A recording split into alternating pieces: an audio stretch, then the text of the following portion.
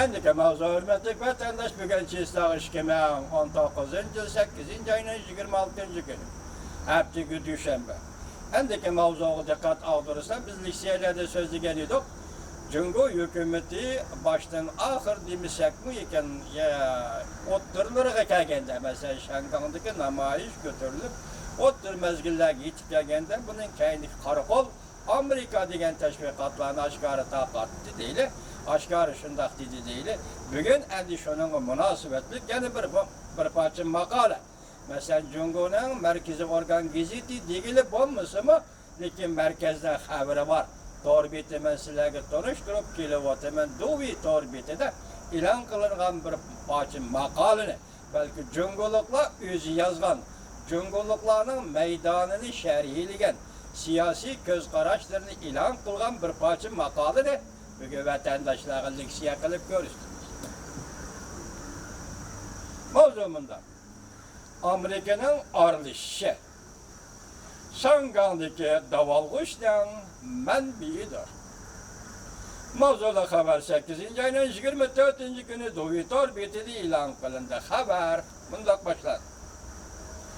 Şangang'da Hong Kong'da o'tkazib berishga qarshi turish namoyishi kun sayin kengaymoqda.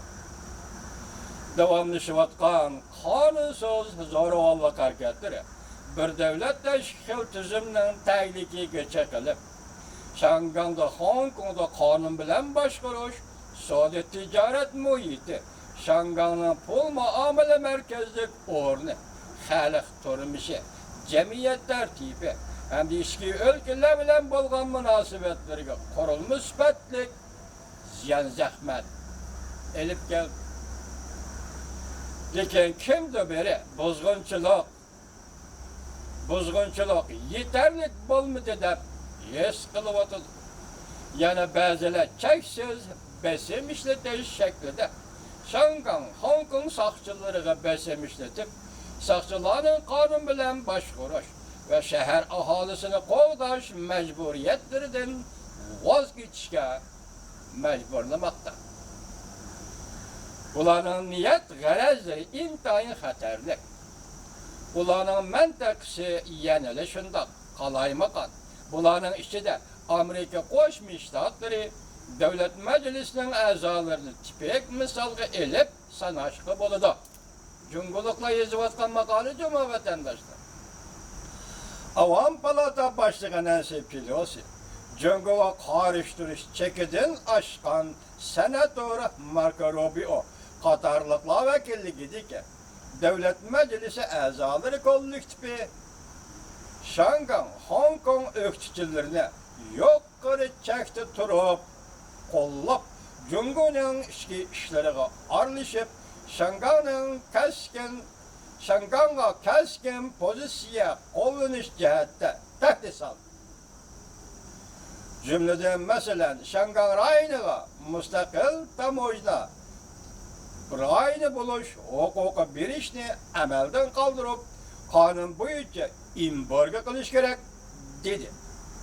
Amerikadan bevosita va butun kuchi bilan aralashganligi bugun Shangangda yuz berayotgan davolg'ishdan manbida. Men mishada bir jumla qistirib qo'yay vatandoshlar, kishilik huquq masalasida davlat chegarasi yo'q. Kishilik huquq masalasida partiya guruhlar ko'zqarashidagi ko'zqarash yo'q. Yani tekrarlayman, kishilik huquq masalasida davlat chegarasi yo'q. Kishilik huquq masalasida partiya guruhlar ko'zqarashi siyosiy deydigan siyosat yo'q.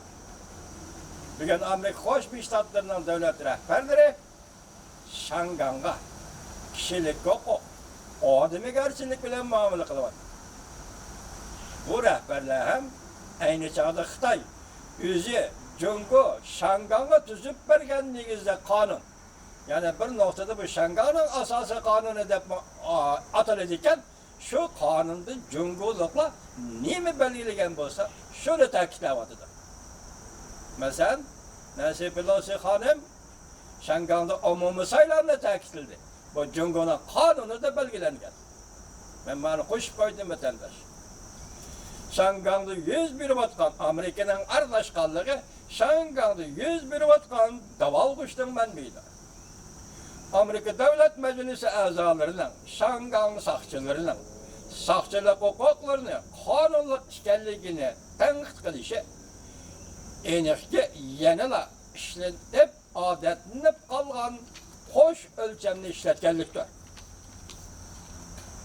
Amerika'nın Şangang işleri arlışı, herkes mi eğizdeki gep belirli çeklenmeydi. Hem de Amerika'nın Şangang ve Hong Kong işleri arlışı, herkes mi eğizdeki gep belirli çeklenmeydi. Belki Amerika bütün yer şarda yolu koyup atkan, demokratiyani yer şarlaştırışını nişan kılgan, renglik inkılaptın Şangang'da yolga koygan əmelidir. Amerika'nın Şangang işleri arlışı, sistemlik ve del cayda arlıştır. Arlışı cümleden tüvendeki bir neçe katlamını öz içine alır. Birinci, devlet içindeki kanunu, halkara kanunun ortağa koyuş. Şangang işleri arlıştırgan devlet içi kanunun asasını tikleş. Şangang siyaset kanunu bunun tipik misalıdır. Şundakla tayyarlanıvatkan Şangang Demokratiya ve Kişilik Hukuk Kanunu Amerika Devlet Meclisi tasdiklaş için tayyarlanıvatkan Şangang Demokratiya ve Kişilik Hukuk Kanunu. İkinci, kıymet karaşlarını eksport kılış. Yani Amerika'nın kıymet karaşlarından Şangang'a eksport kılış. Ve ideolojiya bilen terbiyeleş. Bunun tipik misalları bunda. Amerika Şangang'ın asaslı muharifıga, matbuat sistemisiga, serhillarının tor betleriga arlışıp, yaşlar royuga uzun müddetlik sığıp giriş. Yaşlarının royu dünyasıga uzun müddetlik sığıp giriş. Üçüncü, Şangang'da, Hong Kong'da ictimai faaliyet kılgıcı golluk kişilerge siyasi cihette çeniqişqa, terakkiyatıga yardım beriş. Tipik kaldı Şangang'da demokratik hareket faaliyetçilerine tallaş. Halkara matbuatlarda ve ataklık âli mekteplerde ulanı avval itibar bilen uğurlaştırıp, işip yitildiriş. Şangang'ın ictimai siyasi faaliyetlerde ulanı rehberlik hukukunu kolga keltirişige yardım beriş.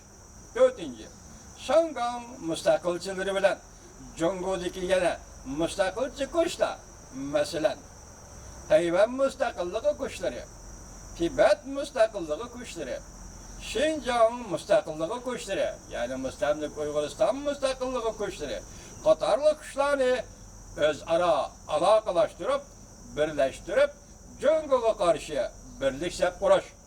Mesela Amerika atalmış NIGO teşkilatı arkalık 5 müstakil güçlerini, yukarı 5 müstakil güçlerinin tor betlerini birleştirdi.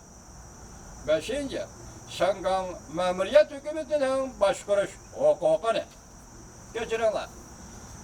Devamlaştırımız, yukarıda Dovi Torbit, yani Xitay'ın Torbit'i, Şangang meselesi, Amerika Cumhuriyeti münasebeti, Amerika'nın Şangang kişilik hukuk talep kılışı, Katarlık siyasetteki münasebetlik aldı yazgan makale, birinci kısım tükedi, ikinci kısımda endi anlayışla hürmetli vatandaşlar.